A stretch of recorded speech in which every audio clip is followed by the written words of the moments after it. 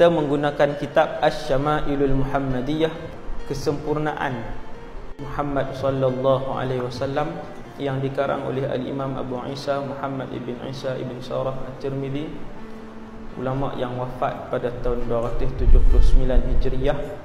Nabi juga manusia biasa, maka Nabi juga senyum, dan kadang-kala Nabi juga pernah ketawa. Ketawa dan senyum adalah perkara-perkara yang harus masuk di kalangan benda-benda dan perkara yang harus, seperti makan, seperti minum, berjalan dan sebagainya.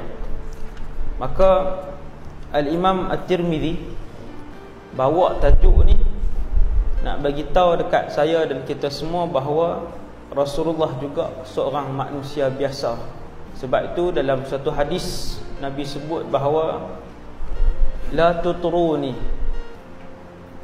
jangan kalian melampau-lampau di dalam memujiku, kama atratin nasara Isa alaihi salam, seperti mana melampau-lampaunya orang Nasrani ketika memuji dan memuja Isa alaihi salam.